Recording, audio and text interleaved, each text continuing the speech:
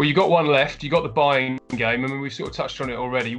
How do you approach that? Is it kind of a free hit? I mean, I know that obviously you're 3-0 down from the first game. It's kind of come at the end of the season, a sort of strange time, no fans, the travel, all of it. It's going to be quite unique. I mean, how do you kind of approach it? I think I'll approach it the same way as every other game. I think for me, every game you can't feel nervous or anxious. You got to be positive and feel confident in every game you go and play in. And for me, it's a thing where we want to win the game.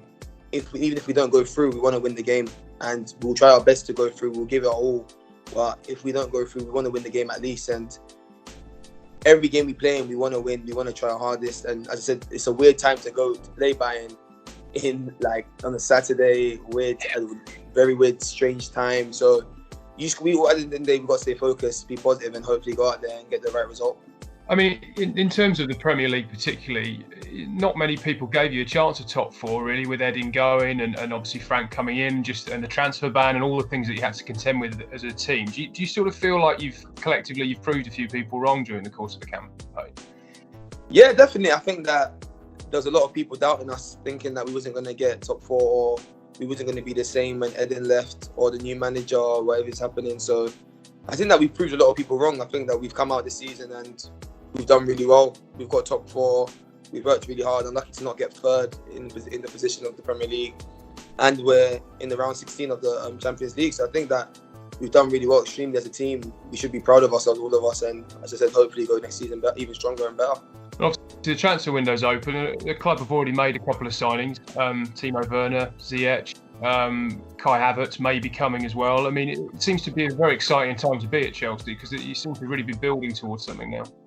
Yeah, I think that we're obviously trying to build such a good team for the future, not just for now as well, I think for the future. And players that are coming in, obviously very top players, and they've done really well at their previous clubs. So hopefully they can do that here as well. And as I said, we just got to hopefully keep working hard as a team, keep building and keep improving, and hopefully every day we get more success, and hopefully we can win trophies. It's obviously more competition for places for you as well. Is that? Do you just sort of have to accept that that's kind of life at a top club? You know, that the clubs just do that, don't they? Year on year, they always look to improve.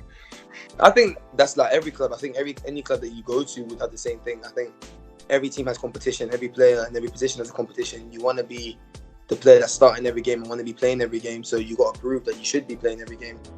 I think that it doesn't really matter if you've been bought or you're at the club already or whatever it is. I think you've always got to fight for your position and show the manager and your teammates and whoever, the fans, why you should be playing every game, and keep proving and improving every day. So I think that for me, competition's everywhere. You got to keep playing well and keep hopefully showing the manager why you should be playing.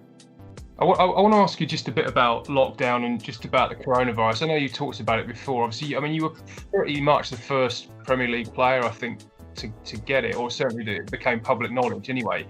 And it happened in the beginning of March, when I guess a lot of people in this country probably didn't kind of realise how big it was going to be, how serious it was going to get. I just kind of wondered now with that sort of perspective, how you reflect on that now, just that whole period. Yeah, it was crazy, to be fair. Like, I said to myself, I didn't even know this was even in England. Like, at the time, I was thinking to myself, it's a virus that's come around, but I've heard this in Spain, other countries, where I'm like, wow, this is very dangerous. But I didn't know it was in England as much.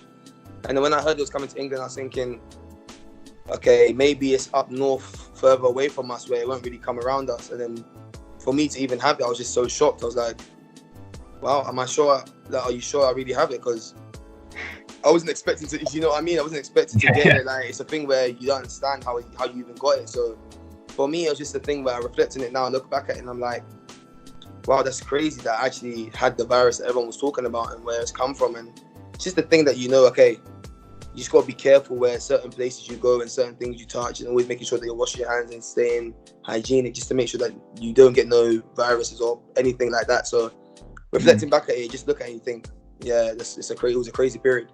And last question, I just want to ask you about Black Lives Matter as well, because it's obviously been a very important movement. I just wondered what you've made of it, the impact that it's having, how proud you are that it's been a sort of Premier League wide, initiative that everybody's got behind. No, I think I'm really proud of how everything's gone. I think it's extremely important that we send the message out across to everybody about Black Lives Matter, because it's a thing where racism shouldn't be in our game at all. It shouldn't be around at all. Doesn't matter who you are, what color you are. You should all be treated the same, all equal. So, at the end of the day, for me, I'm proud to see everybody taking a knee to the floor before every game, before starting the game. Everybody saying Black Lives Matter, and for me, it's you look around and you've seen everybody really being involved in it, and it makes everybody else know that okay, this is a really serious thing. We're all taking it seriously, and we want to keep making the message, putting the message out there that we're being serious about this. Things need to change, and hopefully things will change. So it's an extremely important message that everything's going out, and hopefully it keeps getting pushed out there as well. Yeah, because I was at that game in Montenegro when you had to deal with it. I mean, it was being exposed to that at such a young age, and the first England game I think it was your debut, wasn't it? Can you just sort of reflect a bit on that? Just having to be exposed and having to. You spoke brilliantly about that, by the way, after the game. You did. I remember you did a live TV interview about it. Just that experience of having to deal with that at such a young age must have been, makes you grow up quickly, I guess. Yeah, I think it's one of the things where you don't expect it, and when it happens to you, you react in a way where you don't really understand what's really going on. You're like, wow, what is this? I'm being called certain things at a young age as I was. I'm like, wow, I shouldn't be hearing, none of us should be hearing this stuff. We should be all enjoying the sport of football and smiling.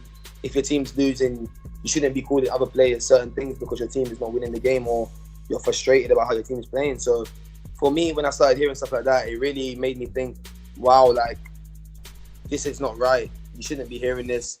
And for me, personally, I was just kept saying to myself, you know what? Stay positive. Don't think about it too much. Stay positive. Keep being happy. And there was a lot of players around me at the time advising me, telling me, listen, Carl's okay. Like, they'll give me advice, helping me. And for me, it was a thing where I think the team dealt with it very well.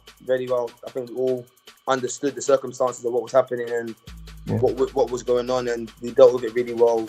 We took our showers, went home, dealt with all the media stuff perfectly, and went home. So I think we all did that well, and I think obviously I said racism needs to stop as well in the game.